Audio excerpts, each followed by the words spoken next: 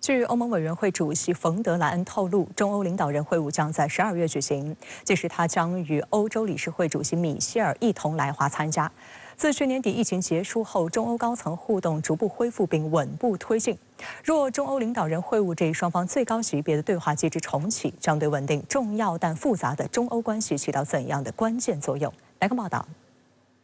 当地时间6号，欧盟委员会主席冯德莱恩在欧盟大使会议上谈及巴以冲突与俄乌冲突时，强调与世界大国沟通合作的重要性。他透露，中欧领导人会晤将在几周内举行。 And this is why we have invested in intensive dialogues with Beijing from our high level, I think it was 4 high level dialogues,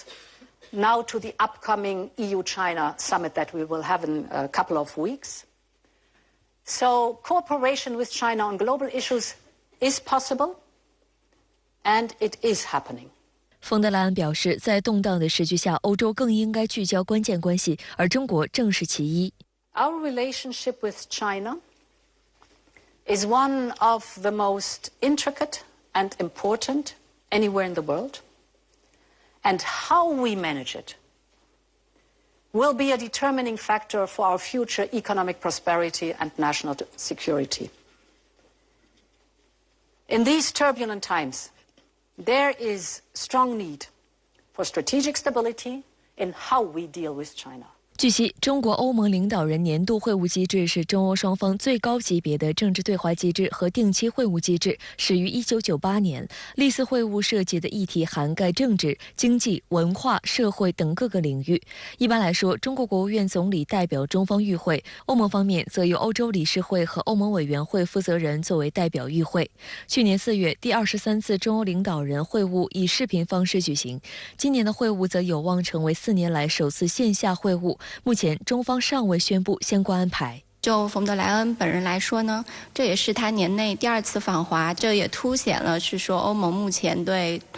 华关系的一个重视。我们看到6月呢，欧洲提出了去风险的战略和经济安全的战略。那么，我想这2个战略都对中欧关系有一些比较深切的影响。那么，另外我们也看到近期全球局势也发生了一些比较大的变化。在年底之前的话，我们有望就这1年来整个中欧关系做一个回顾性的总结和一次这种比较大规模的这样一种线下的交流，我想是非常有益于中欧关系的发展的。 本月3号，国家主席习近平同德国总理舒尔茨举行视频会晤。提到中欧关系时，习近平指出，中欧关系关乎世界格局稳定和亚欧大陆繁荣，值得双方全力维护好、发展好。中国将欧洲视为全面战略伙伴和多极化中的重要一极。中共中央政治局委员、外交部长王毅也在7号同爱尔兰副总理兼外交部长马丁会谈时提到，今年是中欧建立全面战略伙伴关系20周年。作为全球2大力量、2大市场、2大文明，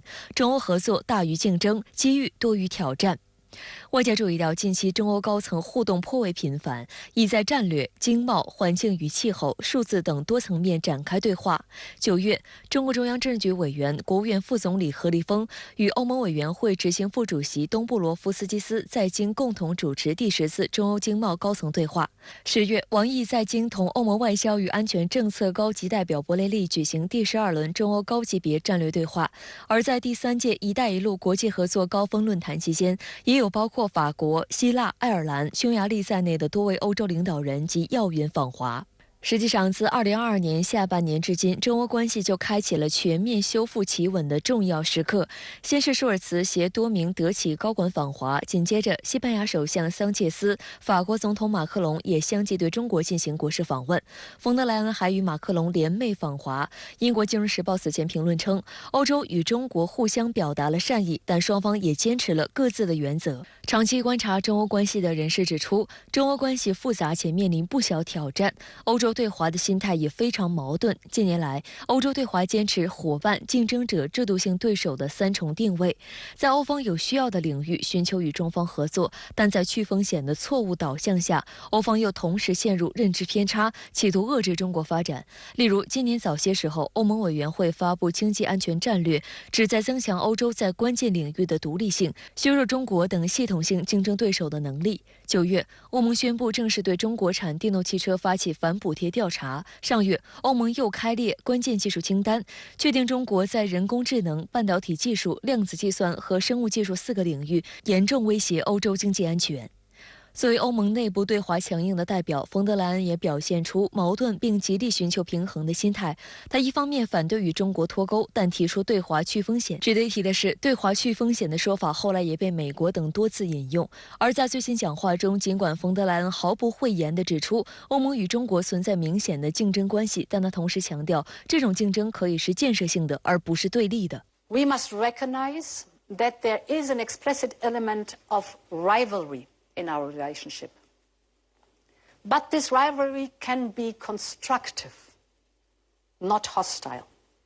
We see it also in the fight against climate change. There is room to define together common rules and solutions to challenges we all share. 观察指，欧盟方面强调意识形态及制度差异，并上升为政治对立，夸大安全风险，还落实为各种战略，正在对中欧关系造成实质性的负面影响。中欧关系需要放眼全局，着眼未来，稳中求进，最大程度地实现优势互补和强强联合。中欧关系其实存在非常良好的内生动力，这就包括说双方的经贸合作作为一个压舱石的话，它是保持了持续稳定的发展。同时呢，我们在一些新兴的领域，比如说绿色转型、数字转型这些领域呢，都有比较大的合作潜力。双方呢能够互相利用彼此的优势，实现优势互补。正在上海进行的第6届进博会上，琳琅满目的欧洲展品和连续多届踊跃报名的欧洲企业，就是中欧合作互利共赢的最佳写照。据悉，今年共有758家欧洲企业参展，展览面积达11.7万平方米。近年来，无论是参展企业数量还是参展面积，欧洲均占进博会总量的1/3，是名副其实的主力军之一。6号，在进博会的一场重要配套活动——中欧企业家大会上，中欧达成多项合作成果。中国企业与法国、瑞士、荷兰、西班牙等多国企业在基础设施、绿色金融、可再生能源方面等继续深化合作。We are very pleased to be here today because we've just signed a new agreement with ICBC for providing additional financial services. We expect more cooperation and relations with our Chinese partners, both for China market as well as overseas. China is a very important market for us, and we remain confident in our Chinese operations, and we are determined to keep progressing together. 会上最新发布的中欧企业信息调查报告2023显示，86%的欧洲企业将中国作为排名前5的投资目的地，80%以上的受调研企业对盈利增长持乐观态度。在中国和欧洲市场的利润率高于全球平均水平，受益于中国市场的较快复苏，欧洲在华企业对业绩预期更为乐观。其实他们的意愿还是非常强烈的，而且他们也有利益去这样做，因为我们看到最近一个调查就是德国经济研究所的调查，它就是说，其实2023年上半年德国外国直接投资的16.4%还是流向了中国，那么2022年这个数字呢是11.6%，那这个其实市场方面来说，企业还是持续看好中国市场，所以我们应该正视就是说中欧双方这种互相需要、互相愿意促进合作的这样一个势头，尊重企业它市场下面的自由选择的这样一种意愿。